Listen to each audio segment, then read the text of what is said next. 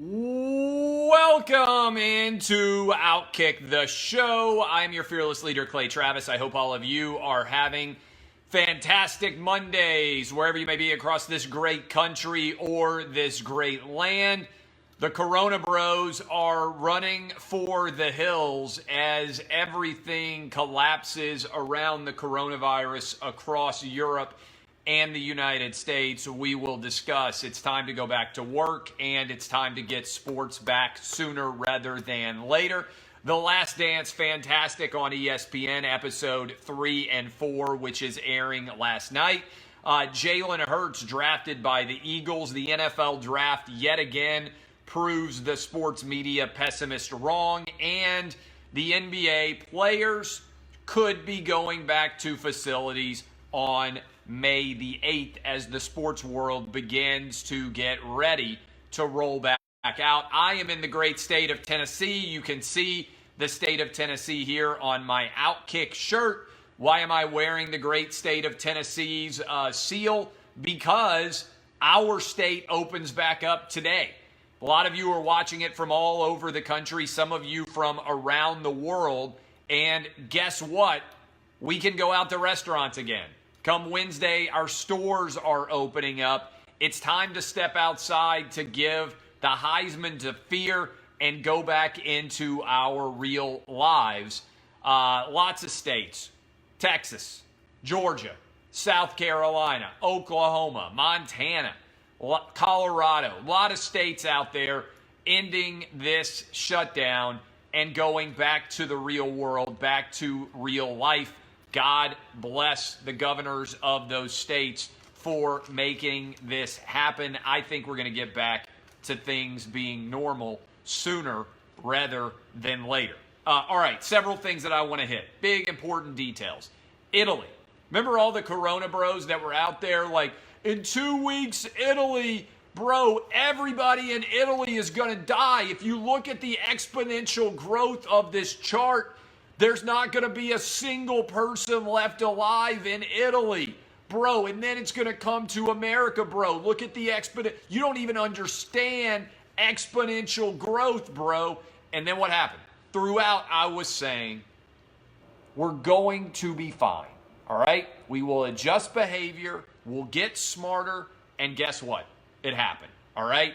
In Italy, they are now planning to open back up Italy because today, Italy hit a new low on deaths, I believe it was, since March 10th, all right? Italy has basically been through the entirety of their outbreak. I want to make sure I get the facts right here, so I'm going to pull up this because I was looking at the charts earlier, and I want to make sure that I don't misspeak, but I tweeted out the links themselves. Italy hit its lowest new daily infections since March 10th, all right? And they announced plans to reopen the country.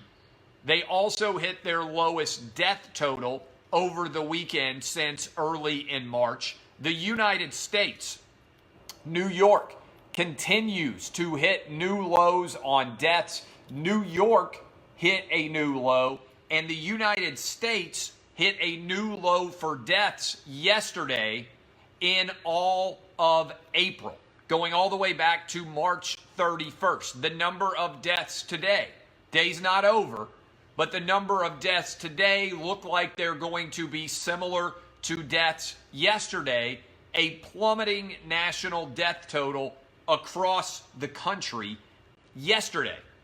Yesterday in the United States, 40 different states had 20 or fewer people who died of the coronavirus in the United States. Let me repeat that.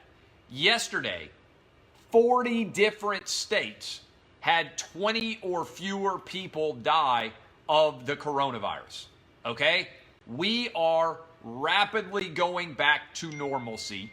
And as a result of rapidly going back to normalcy, it's time to start to talk about the return of sports. And there is a massive demand for the return of sports. I'm going to call a couple of sports media members out here. Do you remember when Mike Florio from Pro Football Talk said, oh my God, if the NFL keeps free agency open right now, It's going to be a decision that the league regrets for the next 50 years. He was running around, Corona broke crazy, and the NFL didn't change free agency, and Americans ate it up. And then Adam Schefter came out, and he was on SportsCenter, and he said, hey, if the NFL doesn't stop the draft, this is going to be an unmitigated disaster. I don't know what the league is thinking at all. This is unbelievable. And then you know what happened? More people watch the NFL draft than have ever watched the NFL draft before. This is important, and I'm going to share it widely, and I would encourage you guys to share it widely too. People don't represent the real life with the arguments that they put on Twitter. The NFL draft ratings were up 37% on day one, 40% on day two, 32% on day three. All right?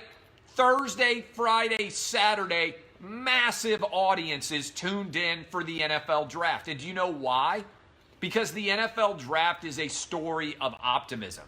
It's about mostly kids who don't have a lot when they are born, becoming fabulously wealthy because of their hard work and talent. It is the quintessential American dream. I loved everything about the NFL draft this year. I thought Roger Goodell in the basement of his house was fantastic.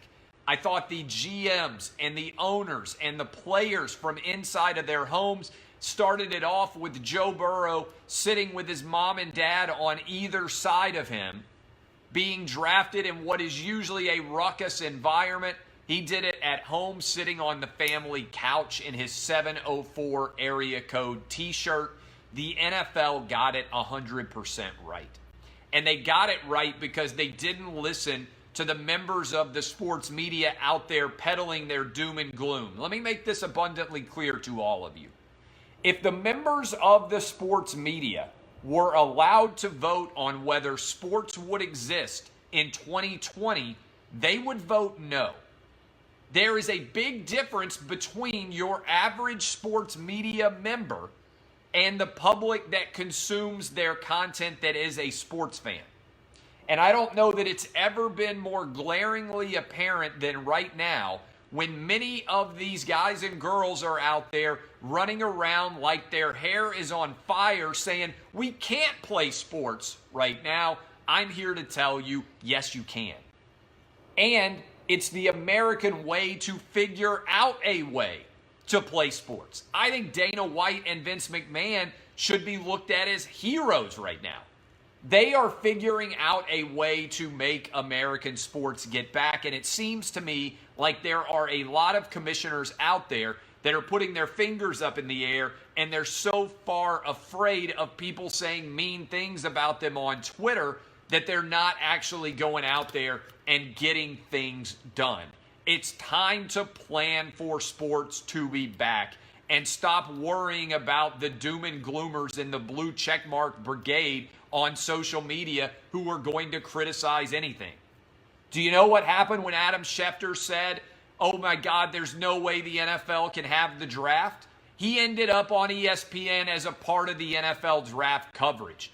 Guys like that shut up and get in line when real leaders point the right direction. All right? There's a lot of chirpers on social media. There's not a lot of people with big brass balls making decisions and saying, hey, this is the way it's going to be. Get in line behind me, little man.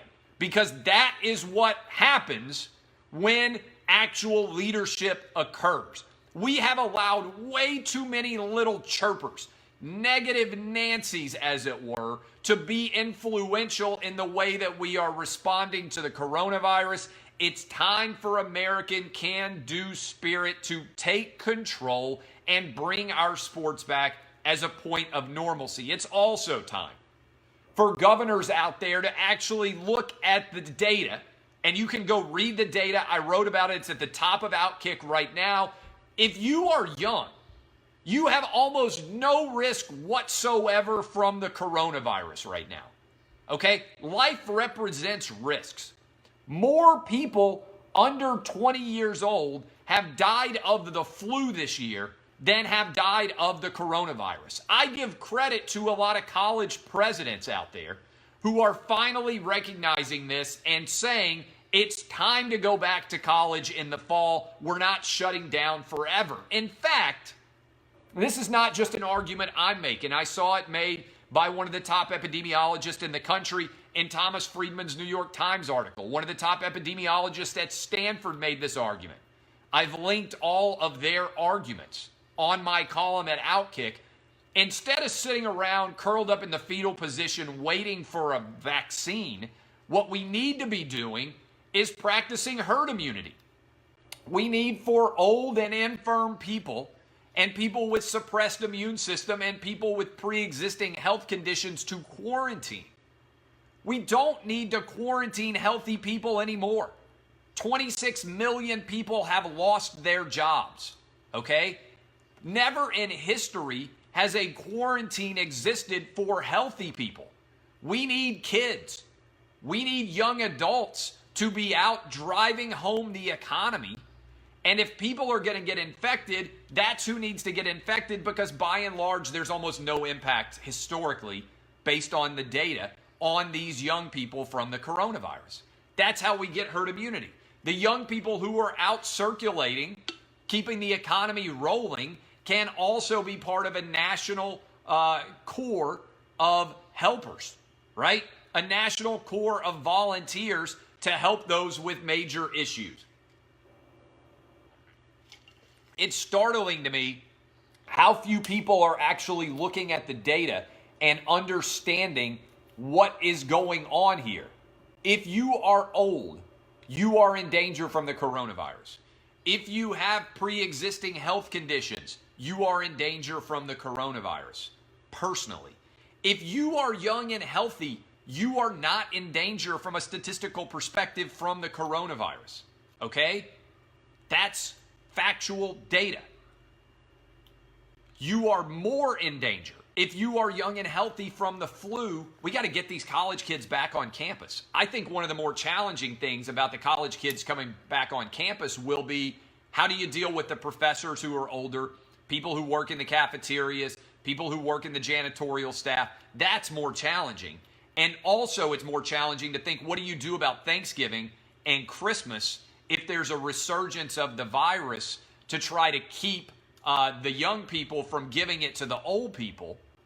But the data reflects that we are not in danger, we being the young people here, from Italy, from New York City, from Massachusetts, from the nation.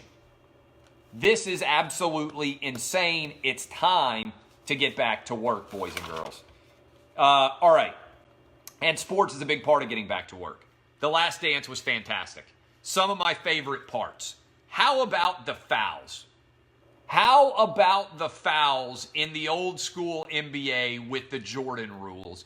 The way that Michael Jordan got hammered is unlike anything that anybody had seen. My 9-year-old loved it.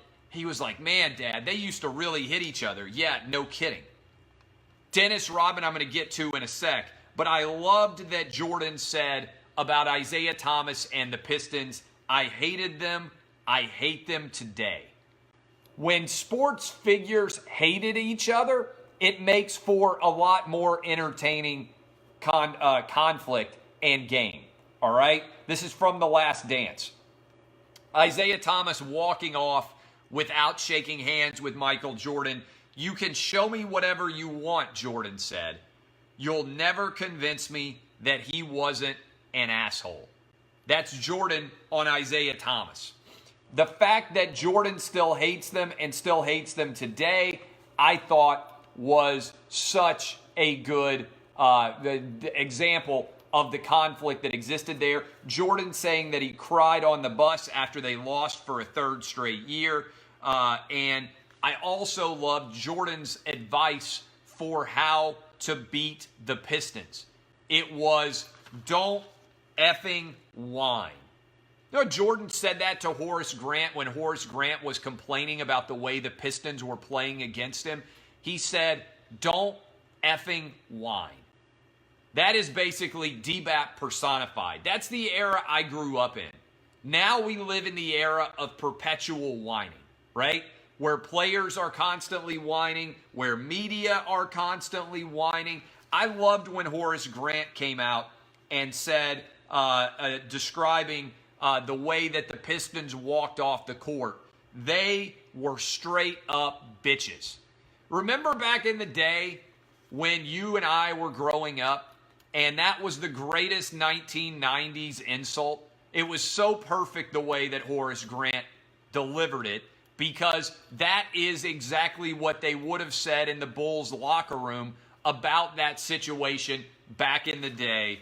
Quote, they were straight up bitches. That's Horace Grant on the Pistons and the way they walked off the court. This was absolutely fantastic. There's so many other aspects that I want to hit on this, but let's go to Dennis Rodman for a second. Dennis Rodman, what an unbelievable icon. Dennis Rodman drank a Miller Lite, got on a motorcycle, no helmet, and left with a police escort. Can you imagine today if a big-time player got on a motorcycle after running a beer and had a police escort without wearing a helmet on his motorcycle? Dennis Rodman was unbelievable. How about him asking for a vacation in the middle of the season, missing a couple of games, and Michael Jordan has to go drag his ass back and show up at the hotel room knocking on the door with a naked Carmen Electra in the bed with Dennis Rodman and bring him back to the NBA. And the great quote from Chuck Daly on Dennis Rodman, you don't put a saddle on a Mustang.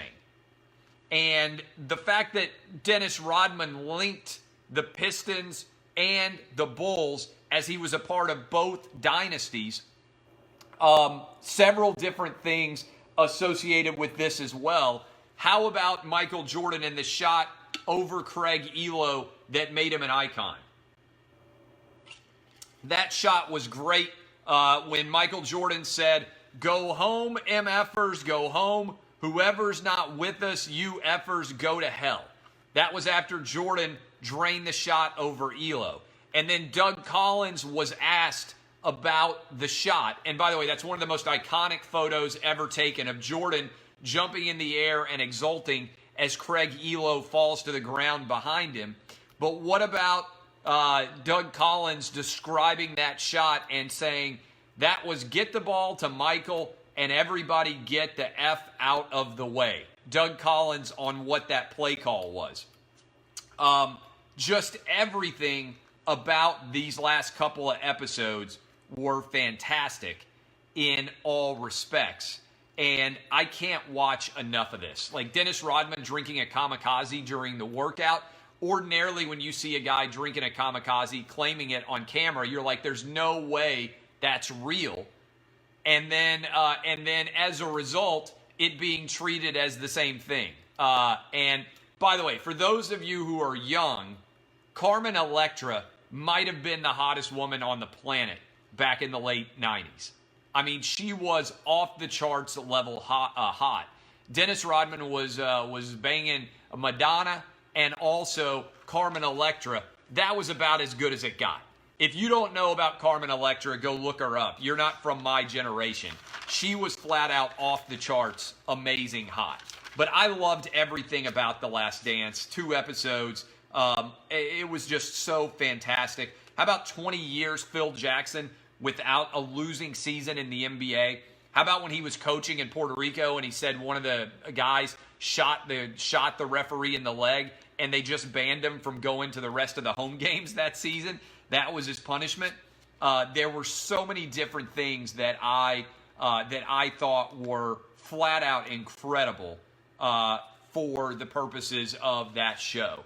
So everything about it, Jerry Krause dancing with the red Solo cup, and the whole thing. The whole thing was just absolutely fantastic if you haven't watched it yet. All right, couple more things. Jalen Hurts. A lot of picks on the second and the third day. I didn't understand the Jalen Hurts pick. Let me explain. I know that Carson Wentz has had injury issues. Why do you go second round quarterback with Jalen Hurts on the Eagles when you've got over $100 million invested in a starting quarterback already? Doesn't make any sense to me. And then the GM of the Eagles came out and said, well, we did it in case Carson Wentz gets the coronavirus. If Carson Wentz gets the coronavirus, it's likely that everybody in the Eagles meeting room would also have the coronavirus. So the idea that you would draft a quarterback in the second round, I hope Jalen Hurts has success, but drafting him for the Eagles makes less sense than it does for any team in the NFC East. It would have made more sense with the Redskins. It would have made more sense with the Giants, and it certainly would have made more sense with the Dallas Cowboys. I just don't understand that decision at all by the Eagles, given the money that they've already invested in Carson Wentz. It was just absolutely nonsensical.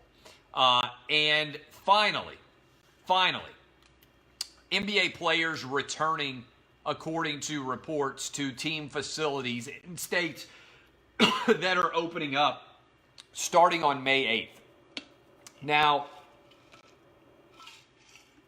when you really think about it, when you really think about NBA players returning to their facilities, people are saying, well, this is an unfair advantage for players that are located in states like Georgia, Tennessee, Oklahoma, Texas, states that are opening up in general.